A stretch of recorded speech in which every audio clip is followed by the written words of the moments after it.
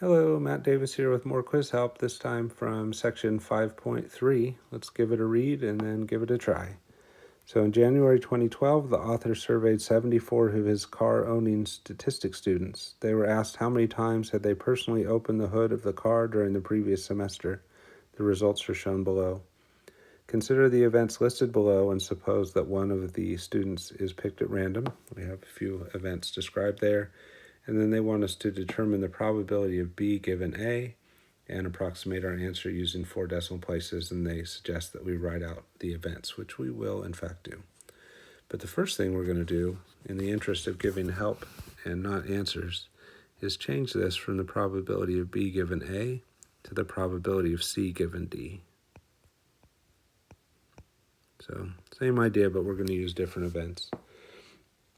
All right, so when you do a given, the one thing you want to remember is that whatever is the given, in this case the D, that becomes your new sample space. So that this part right here is my new sample space, which is the number of hood opens is from 4 to 6, and they already wrote out what that one meant for us, from 4 to 6. So 4 to 6 is our sample space, just this part of the table right there where the number of opens was 4 to 6. That literally means that we can take the rest of the table and just kind of get rid of it. None of that matters in that question. If it's not in the yellow part, we don't want it.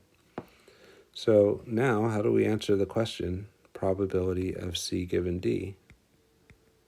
Well, first of all, we just said we're only going to answer it out of the yellow stuff. So our denominator is going to be 2 plus 3 plus 3 things. So that's the total of the frequencies right here for the part in yellow.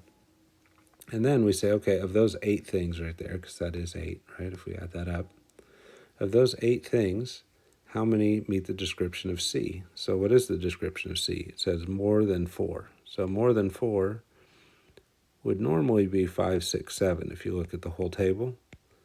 But we only get to look out of the part in yellow. So 5, 6, 7, when we only get to look at the yellow, becomes 5 and 6.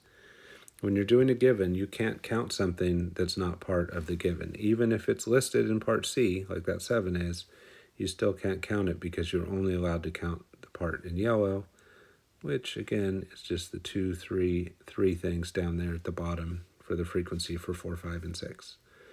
So we only get to count the 5 and the 6, and how many times did those happen? The 5 happened 3 times, and the 6 happened 3 times. So that's 3 plus 3, or 6 out of 8, which as a decimal is 0.75. They said to do 4 decimals, but when you get an exact answer that's shorter, you can do that, and that's fine. If you did need to round it because it was a long, messy decimal, you'd need to go to 4 decimals. All right, so there it is. So what are some things that people do wrong? Sometimes people just count all the things in C and divide by all the things in D, but you really need to think of this idea of making D, you're given the new sample space, so that's your denominator, and then when you count the numerator, you only count the parts of C that fall into D. So we shaded those in yellow. We only get to count the parts of C that fall into 4, 5, 6, which means we only got to count the 5 and the 6. And then, of course, don't like put 5 plus 6 in the numerator. You got to put the frequency, so 3 plus 3 in the numerator, which comes from the frequency line, and then the 2 plus 3 plus 3 in the denominator, which comes from the frequency line.